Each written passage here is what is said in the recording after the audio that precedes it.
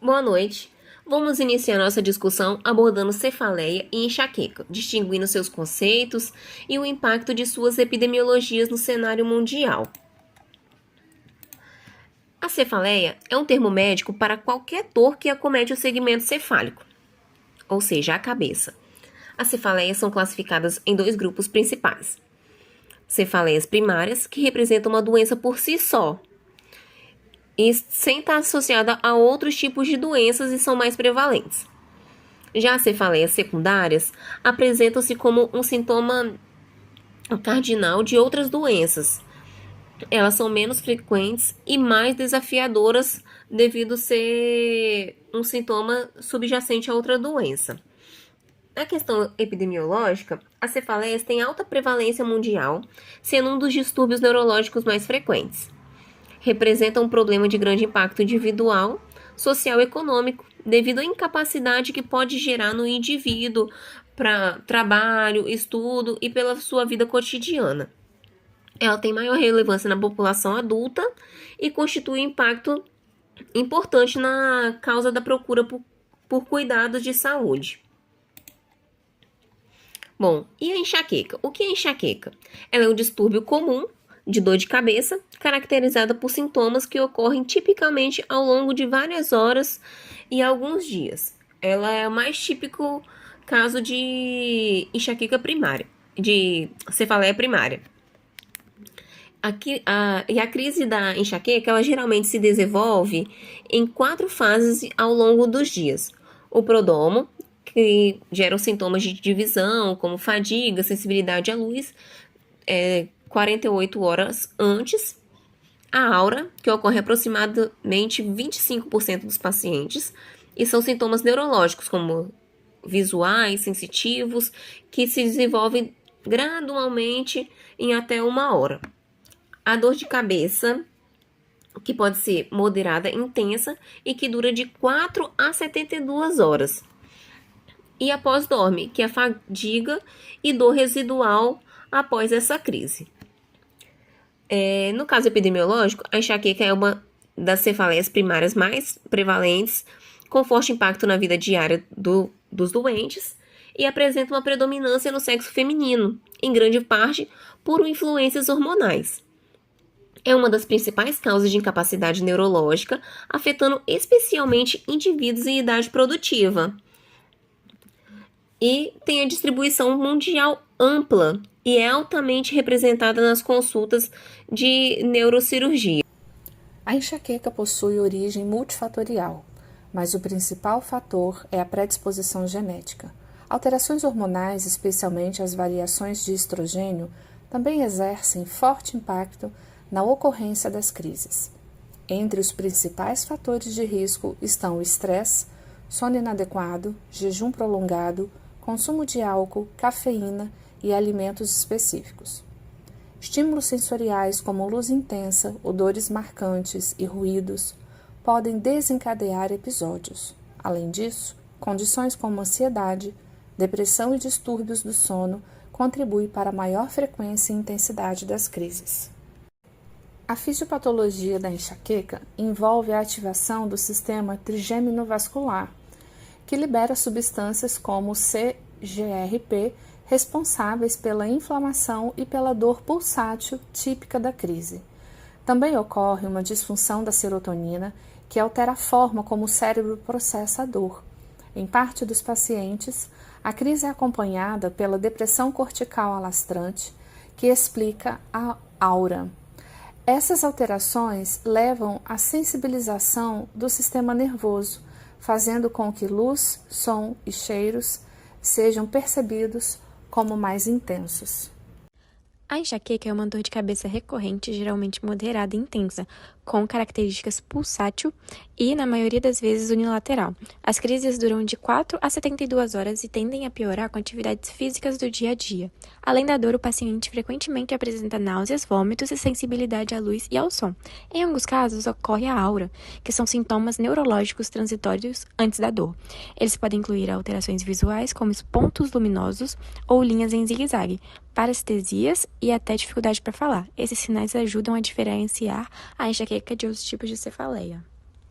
O diagnóstico da enxaqueca é clínico e segue os critérios da ICHD-3.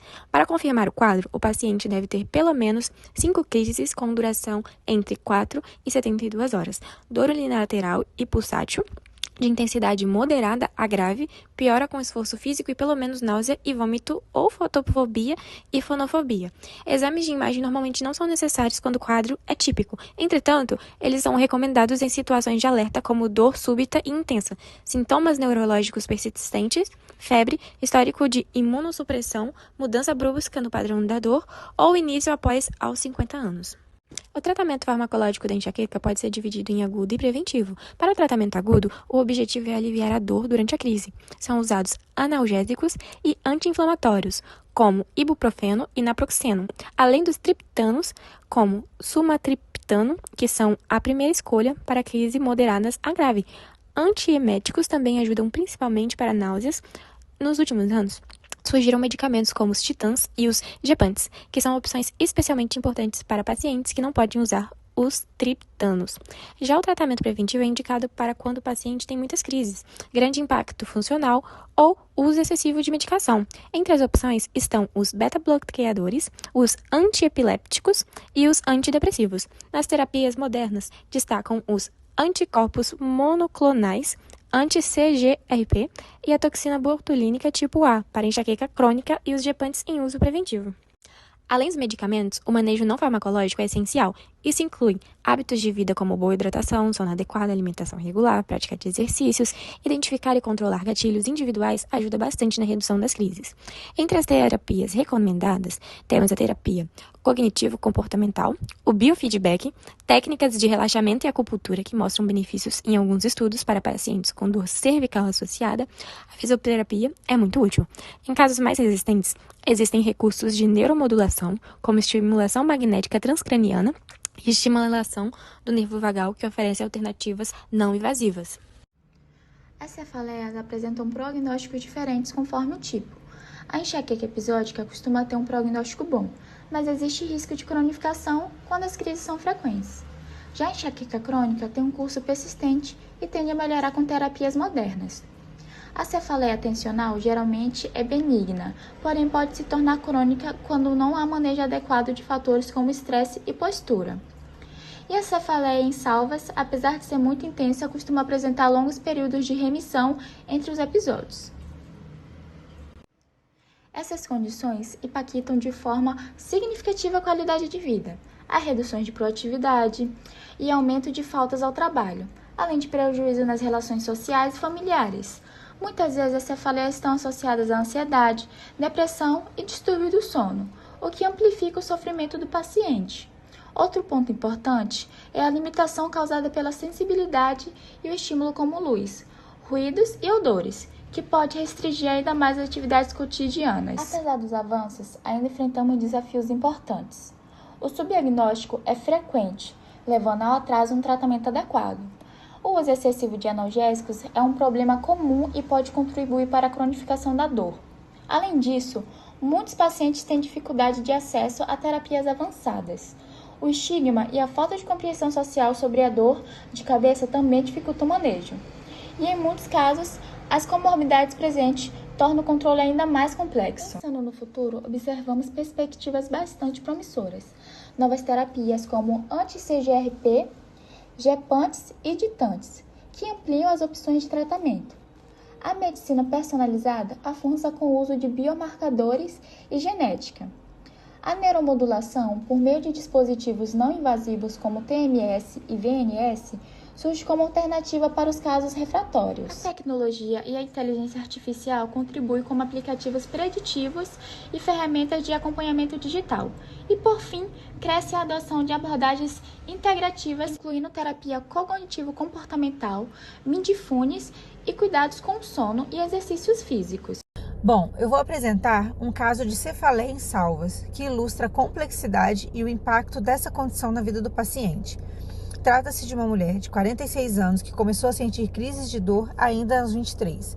Desde o início, a dor se manifestava de forma extremamente intensa, sempre do lado esquerdo, na região orbitária, irradiando para a parte posterior do pescoço. Ela classificava a dor como 10 de 10 na escala visual analógica, ou seja, insuportável. Essas crises vinham acompanhadas de vários sintomas típicos desse tipo de cefaleia: vermelhidão ocular, lacrimejamento, inchaço palpebral, sudorese, congestão nasal e até pitose, todos do mesmo lado da dor. Cada crise durava cerca de 4 horas e, com o passar do tempo, passaram a ocorrer diariamente. A paciente tinha um padrão em que a dor surgia, permanecia por horas e depois havia um intervalo de aproximadamente 2 horas, até que um novo episódio começava. Além disso, a evolução mostrava ciclos. A cada 2 anos, as crises retornavam e podiam persistir por mais de 40 dias. Durante 13 anos, ela buscou diversas formas de tratamento. Utilizou vários analgésicos e medicamentos profiláticos, mas sem sucesso. Apesar disso, o diagnóstico correto, cefaleia em salvas, só foi feito aos 36 anos, mostrando como muitas vezes esse distúrbio pode ser subdiagnosticado ou confundido com outros tipos de dor de cabeça. Depois do diagnóstico, o tratamento adequado finalmente trouxe melhora. O uso de oxigênio a 100% mostrou-se bastante eficaz, aliviando a dor em cerca de 15 minutos. Além disso, foi instituído o uso de subatriptana, aplicada de forma subcutânea para controle das crises agudas, e verapamil, um dos principais medicamentos utilizados na profilaxia de cefaleia em salvas. Esse caso chama a atenção principalmente por 2 pontos: a intensidade e a incapacitância das crises e o quanto um diagnóstico tardio pode prolongar o sofrimento do paciente. Quando identificada e tratada corretamente, a cefaleia em salvas apresenta opções terapêuticas efetivas, como vimos com o uso do oxigênio, triptanos e profilaxia com o verapamil.